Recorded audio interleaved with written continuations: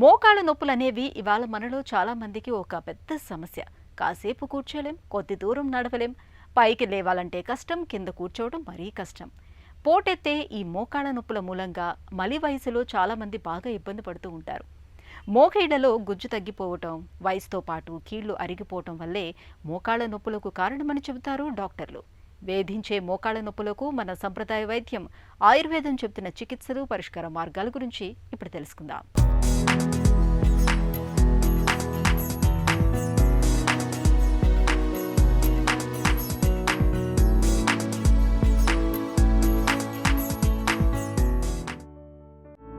మోకాళ్ళ నొప్పుల్ని ఆయుర్వేదం ఆమవాతం, సంధివాతంగా చెబుతుంది. ఆమవాతం అనేది మన శరీరంలో వ్యాధి నిరోధక శక్తి తగ్గినప్పుడు కనిపిస్తుంది. ఇలాంటప్పుడు కీళ్లలో వాపు రావడం, కీళ్లన్నీ వేడిగా ఉండడం, కీళ్లు బిగదీసుకుపోవడం వంటి సమస్యలు కనిపిస్తుంటాయి. సంధివాతంలో కీళ్లను ఆవరించి ఉండే పలుచటి మృదులాస్తే అరిగిపోతుంటుంది. దీంతో కీళ్లలో విపరీతమైన మంట, పోట్లతో కూడిన నొప్పి బాధిస్తుంటుంది. ఫలితంగా ఎక్కువ దూరం నడవలేకపోవడం, క్రింద కూర్చుని పైకి లేచేటప్పుడు నొప్పి రావడం వంటి లక్షణాలు ఉంటాయి. అంతేకాకుండా కూర్చుని లేచేటప్పుడు కీలులో శబ్దాలు కూడా వస్తుంటాయి.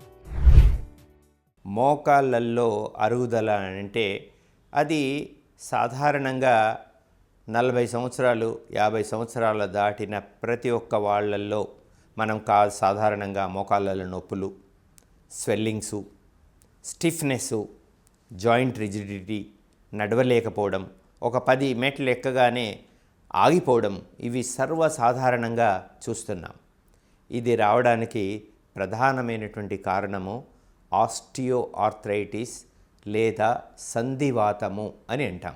దీనిలో ఆస్టియో ఆర్థరైటిస్ సాధారణంగా చూసినట్టయితే జనరల్గా 50 సంవత్సరాల వరకు ఎవరికి రాదు. 50 సంవత్సరాల లోపల వాళ్ళకు వచ్చింది. 40-30 సంవత్సరాల వాళ్ళకి ఇప్పుడు కొన్ని కేసులు చూస్తున్నాం. ఈవెన్ 30 ఇయర్స్ వాళ్ళకు కూడా రావడానికి చూస్తున్నాం. ఏంటంటే, ఒకటి మోతాదుకు మించి బరువు ఉండడం. అంటే సాధారణంగా 65 నుంచి 70 కిలోలు ఉండాలి. 70 పైన ఉన్నారంటే 90 కిలోలు ఉన్నారనుకోండి, అంటే 20 కిలోల మూట అధికంగా ప్రతిరోజు మన నెత్తెలు పెట్టుకొని మనం తిరుగుతున్నప్పుడు తప్పకుండా దాని యొక్క ఇంపాక్ట్ మోకాళ్ళల్లో ఉంటుంది. ఇది ఓవర్ వెయిటు, డ్యామేజు, కింద పడడము, ఇన్ఫెక్షన్స్ బారిన పడ్డప్పుడు ఈ జాయింట్ యొక్క వియర్ అండ్ టియర్ అని సాధారణంగా అంటారు. Wear and tear of the joint కాదండి, యాక్చువల్గా wear and repair of the joint. ఈ రిపేర్ అంటే డ్యామేజ్ జరిగి దానికి రిపేర్ బాడీ దానికి అనుగుణమైన రిపేర్ను చేసుకోగల శక్తి ఉంటుంది. ఫస్ట్ స్టేజ్ లోపల అప్పుడప్పుడు వారానికి ఒకసారి 2 సార్లు ఎక్కువగా మెట్లు ఎక్కినప్పుడు నొప్పి స్టార్ట్ కావడం ఫస్ట్ స్టేజ్, దాదాపు అసిమ్టమేటిక్గానే ఉంటుంది. సెకండ్ స్టేజ్ లోపల కనుక తీసుకున్నట్టయితే మైల్డ్ పెయిన్ సిమ్టమేటిక్గా స్టార్ట్ అవుతుంది. అంటే కొంచెం మెట్లు ఎక్కినప్పుడు నొప్పి, ఒక రకమైనటువంటి వాపు, స్టిఫ్నెస్ కూడా రావచ్చు. థర్డ్ స్టేజ్లో moderate pain and stiffness compulsory ఉంటుంది.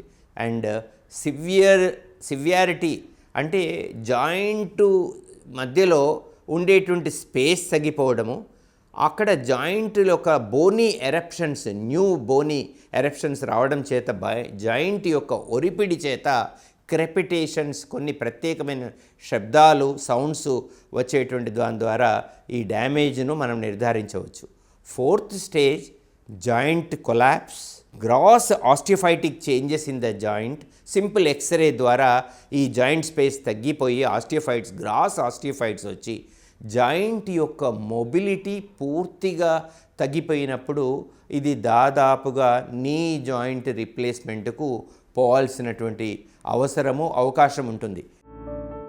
పోటెత్తే మోకాళ్ళ నొప్పులకు ఆయుర్వేదం తనవైన కొన్ని ప్రత్యేకమైన పరిష్కారాల్ని చెబుతుంది. వెల్లుల్లి ముద్దను 2 చెంచాల పరిమాణంలో తీసుకుని నువ్వుల నూనెతో కలిపి రోజుకు 2 సార్లు వేడి నీళ్లతో తీసుకుంటే నొప్పుల నుంచి మంచి ఉపశమనంగా ఉంటుంది. అలాగే అరకప్పు శొంఠి కషాయానికి 2 చెంచాల ఆముదం కలిపి రోజుకు 2 సార్లు తీసుకున్నా మంచి ఫలితం కనిపిస్తుంది. 1 చెంచా శొంఠి, 1 చెంచా నువ్వులు, 1 చెంచా బెల్లం, ఈ మూడింటిని ముద్దగా నూరి రోజు 2 పూట్ల తీసుకుంటే మోకాళ్ళ నొప్పులు బాగా ఉపశమిస్తాయి. వీటితో పాటు మహానారాయణ తైలాన్ని కీళ్ల మీద పైపూతగా మర్దన చేస్తుంటే నొప్పులు పోటెత్తకుండా అదుపులో ఉంటాయి. మొదటి 2-3 స్టేజులలో ఉన్నప్పుడు మీరు గనక స్వర్ణ గుగ్గులు లాంటి ఆయుర్వేదిక్ డ్రగ్స్ను కానీ, మహాయోగరాజ గుగ్గులు లాంటి ఔషధాలను కానీ కనకలేపమైనటువంటి ప్రత్యేకమైనటువంటి ఆయింట్మెంట్ను రోజు 14 రోజులు కానీ సివియారిటీని బట్టి నెల రోజుల వరకు ఆ లేపాన్ని పూసుకున్నప్పుడు తప్పకుండా ఈ యొక్క ఇన్ఫెక్షన్ కానీ దాని డీజనరేటివ్ చేంజెస్ ఫర్దర్గా పోకుండా ఆపడం అవుతుంది.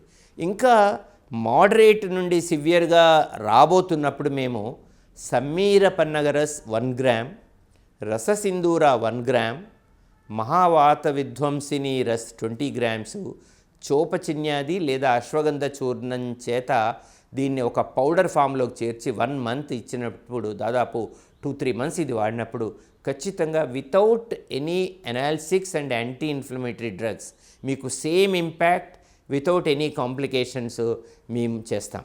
ఇది కాకుండా ఈ సివియారిటీ మీ కంట్రోల్ కానప్పుడు ఆయుర్వేదము ఒక అగ్నికర్మ థెరాపెటిక్ కాటరైజేషన్ అనేటువంటి ఒక ప్రత్యేకమైన విధానాన్ని చెప్పింది. ఈ విధానాన్ని కూడా ఎప్పుడు చేయమన్నారంటే సుశ్రుతుల వారు దాదాపు ఆయన 3000 సంవత్సరాల క్రితమే కాపర్ శలాకాలు కానీ ఐరన్ది కానీ సిల్వర్ది కానీ బెస్ట్ శలాక స్వర్ణంతో చేసినటువంటిది.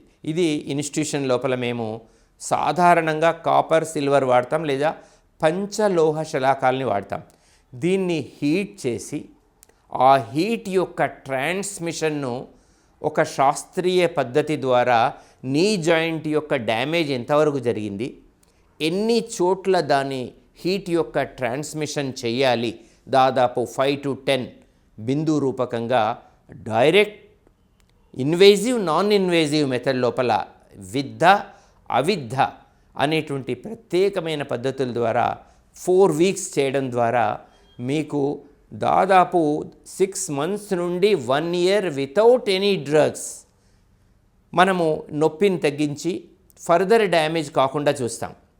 విచిత్రం ఏంటంటే ఈ హీట్ యొక్క ట్రాన్స్మిషన్ ద్వారా మనం వాతలు పెట్టడం అనేటువంటిది అంటాం కదా సాధారణంగా.